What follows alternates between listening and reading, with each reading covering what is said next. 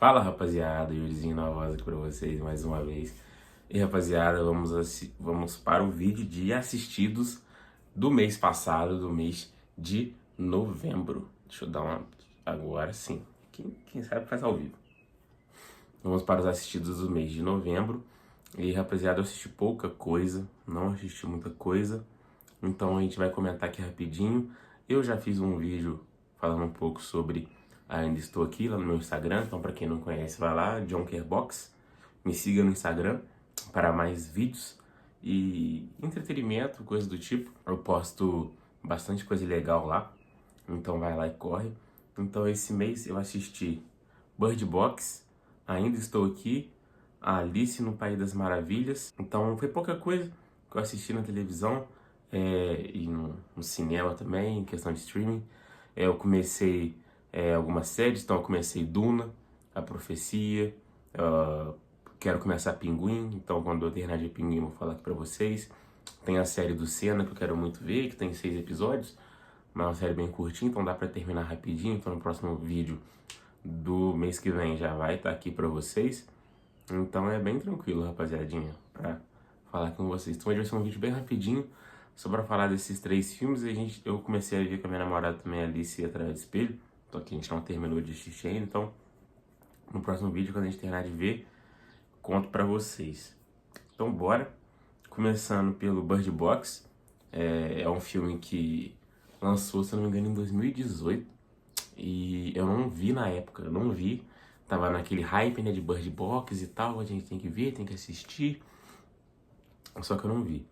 E eu acho, né, agora que eu vi, eu achei a premissa do filme bem interessante. Porque é um mundo, tipo, apocalíptico, futurista, que é bem diferente, por exemplo, do Lugar Silencioso que eu falei no vídeo passado, por exemplo. Porque um lugar silencioso é um universo em que você não pode fazer barulho. E o Bird Box, ele é um universo que você não pode enxergar. Então, por exemplo, quando você está dentro de sua casa, você tem que tampar as janelas com papel, você tem que tampar tudo, que dentro da sua casa você pode ver. Dentro de estabelecimento fechado, se tiver tudo tampado, você pode ver. Mas na rua, quando aquela criatura que não sabemos o que é, começa ali a ventar, começa a passar, né, tipo, pelas coisas, se você vê aquilo, você também se sente meio que, não infectado, mas ela meio que possui seu corpo e faz com que você se mate. E quando a pessoa não se mata, ela meio que vira um soldado dessa criatura para fazer com que outras pessoas possam ver, né, que eles chamam de essa perfeição, no caso, mas não é, e faz com que as pessoas se matem. Então meio que é uma organização criminosa dessa criatura. E a premissa do filme é completamente legal, eu acho interessante, porque, querendo ou não, é um universo diferente, assim, que a gente não tá habituado a ver nos cinemas, por exemplo, e a construção do filme, para mim, o início do filme é muito bom. Todo o início do filme ali, a jornada porque é baseado num livro, né, para quem não sabe. Só que, de acordo com o livro, essa jornada, se eu não me engano, do córrego, eu não sei se tem. Ai, especialistas, comentem para mim, por favor, quem entende do assunto. Mas eu achei a premissa muito boa, achei os planos sequências muito bons. Eu acho que o ato 2 do filme não é tão interessante, e nem o ato 3, na real. Mas o início do filme eu acho muito bom, muito, muito, muito bom. O plano sequência é maravilhoso. Os primeiros 20 minutos aqui é perfeito. A gente consegue sentir o peso daquele universo e por que as pessoas estão tão desesperadas assim. Só que ao longo do filme eu acho que um pouco assim vai se perdendo em relação a esse sentimento de, poxa, a urgência desse universo às vezes não é mostrada pra gente ao decorrer do segundo e do terceiro ato do filme, por exemplo. Então eu acho que é uma coisa que poderia ser melhor explorada ou melhor dirigida, no caso, né?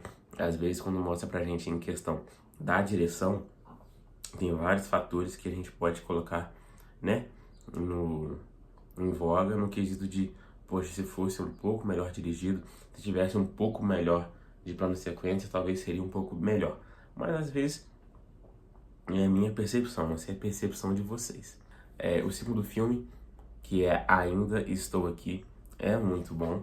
Eu falei dele bastante e eu vou comentar aqui pra vocês porque Ainda Estou Aqui é um filme do diretor Walter Salles, estrelado pela Fernanda Torres, né, pelo Selton Mello. Fernanda Torres, ela faz a Eunice Paiva.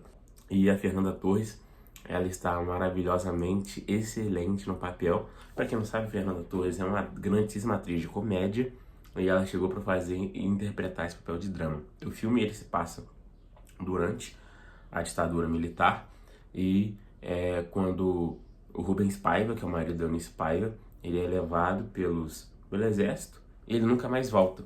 Então ela tem que lidar com esse sentimento de será que ele vai voltar? Será que ele vai voltar? E durante o filme a gente consegue perceber todo o incremento que ela coloca, que é a Eunice, né, que é a interpretação da Fernanda Torres coloca, e dá peso a essa parte, porque, querendo ou não, ele é uma família com 5 filhos, e ele é uma família de classe média alta, não é uma família pobre, então ele era um grande engenheiro e tal da época, ele já foi deputado comunista, então ele não foi mais, então às vezes...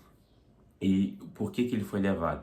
Porque ele também teve um passado, quando ele foi deportado para o Chile, só que ele voltou do exílio, não era para ele ter voltado do exílio, e lá nesse exílio ele ajudava as pessoas, né, tipo, a se comunicar com as pessoas que estavam no Brasil por meio de cartas, né? Então o governo conseguiu descobrir e ó, ele, entendeu? Só que durante o filme, isso obviamente não explica, porque isso é um pouco da história dele, inclusive está no livro, Ainda Estou Aqui, Feliz Ano Velho, do Marcelo Rubens Paiva. E no filme em si, é muito chocante o jeito que o Walter Salles ele coloca, os elementos gráficos do filme, a fotografia é sensacional, mas, por exemplo, a casa que eles moram lá no Rio de Janeiro, pô, eles moram de frente pro Leblon, da praia, meio que se torna um elemento fantástico do filme, porque meio que aquela casa é completamente parte inteiramente do filme em si. E a gente consegue entender isso. E sempre ao longo do tempo do filme, a casa vai fazendo mais parte ainda. Para chegar nos créditos finais do filme, ele colocar a casa vazia, sem móvel nenhum. Porque no caso, no final, eles mudam para São Paulo e tal. E é completamente interessante porque a atuação da Fernanda Torres é simplesmente magnífica. Porque quando ela coloca pra gente que o marido dela sumiu e ela entende que eles pegaram, só que ela tem a esperança de ele voltar ainda. Só que ela não pode se dar ao luxo de desabar na frente dos filhos dela, porque ela tem 5 filhos. Quem que vai fazer isso com os filhos dela? Ela não pode se dar ao luxo de fazer com que tudo acabe, porque ela tem literalmente 5 filhos para criar. Ela é o alicerce agora da família. Ela é o apoio que aquela família tem para poder seguir em frente. E ao longo do filme a gente vai percebendo o que fizeram com o Rubens Paiva, o que fizeram com a Eunice Paiva, com a filha dela que levou junto com ela, porque também pegou ela para poder interrogar, ficou 5 dias no quartel-general, sofreu, né, tipo, tortura, ficou lá sem dormir, sem tomar banho, a filha dela também estava lá, e a gente consegue entender o quão desastroso foi naquela época e o quão chocante essa época da ditadura fizeram com as pessoas. É completamente triste. A gente consegue sentir o peso do que a Eunice passou naquela época com a atuação da Fernanda. A gente consegue sentir o peso de, poxa, eu lutei e não consegui fazer com que meu marido voltasse de volta para casa. E era muito importante para as crianças, era muito importante para a família em si, os amigos também. Então era completamente chocante. E no final, a atuação da Fernanda Montenegro, que ela faz a Eunice velha, quando, né, fala sobre a Comissão da Verdade, e que ela tem Alzheimer no caso, né? A Eunice Paiva. Então, quando ela coloca ali no final, ela vendo aquela programação da Comissão da Verdade, falando sobre a ditadura, falando sobre o Rubens Paiva, ela consegue lembrar do que ela passou, e a atuação dela, exatamente falando nada, ela não falou nada, mas a gente consegue ver pelo semblante dela o quão dolorido ainda é para ela. O que mostra para ela que ela ainda está lá, que é o nome do filme. Então é completamente chocante, cara. Chocante. é um filme que você vê, você não vai aguentar, vai chorar no cinema, vai fazer tudo. Incrível, cara, incrível. Pra quem quer saber mais sobre o filme, eu comentei lá no meu Instagram. Eu vou deixar o vídeo aqui pra vocês. Mas é completamente chocante e dolorido. Dolorido. E por último, Alice no País das Maravilhas. Esse filme é completamente foda, foda. Eu achei muito legal. Só que eu não achei um filme que é pra criança. Porque, pô, tem alguns elementos ali que te deixam com muito medo, né? Ele fala aquelas coisas de 10 anos. Mas, pô, tem uns elementos ali que te deixam com medo. Então eu nunca tinha visto, obviamente que eu vi Alice, né, quando eu era criança, né, naquele desenho da Disney, só que eu não tinha visto o filme em si, então eu não lembrava de quase nada, então foi interessante ver.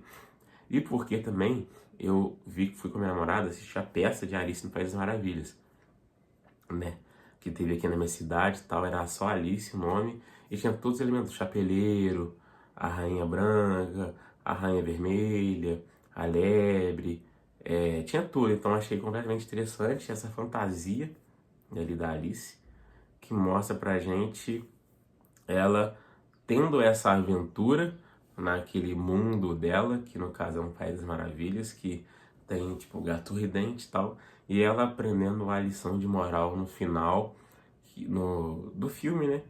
Que ela consegue ser equivalente por ela mesma, né? Não precisa se casar com uma pessoa que ela não quer para poder construir uma vida, por exemplo. Então toda essa aventurinha que ela passa lá embaixo é completamente muito legal. Ela derrotando lá o dragãozão grandão e ela entende que ela é forte. Ela entende que ela consegue fazer o que ela, no caso, quiser, né? Ela consegue fazer o que ela quiser, mas no caso, para coisas boas, né? Não para coisas ruins. Então ela consegue entender que ela não precisa de outras pessoas falando o que ela tem que fazer, com quem que ela tem que casar, o que que ela tem que seguir na vida. E isso vai reverberar bastante pro o segundo filme, que é Alice através do Espelho, que eu não terminei de ver, mas eu vi um pouquinho do início, então a gente consegue entender os motivos disso. A fantasia desse filme é completamente magnífica. Magnífica, magnífica, magnífica. Eu achei muito bom. É o Tim Burton que dirige, então a gente já sabe que vai ter esses elementos, né? Ele dirige Wandinha, dirige Edward Mão Tesouro, então a gente consegue entender de acordo com a vida que o Tim Burton ele se dedica ao cinema, a gente consegue entender como que ele vai colocar nesse filme aqui. Então é completamente legal, demais, demais, demais. Quando eu assistir o outro filme, o segundo filme, eu trago aqui pra vocês, beleza? Eu te falei que esse vídeo é um pouco curtinho, porque, né, eu não vi tantas coisas assim. É mais pra passar aqui um pouco que eu vi e tal, uma análisezinha bem interessante. E é isso, rapaziadinha. Comenta, curte, compartilha, manda pra geral. E tamo junto. Espero que vocês tenham gostado do vídeo. Um beijo e até a próxima.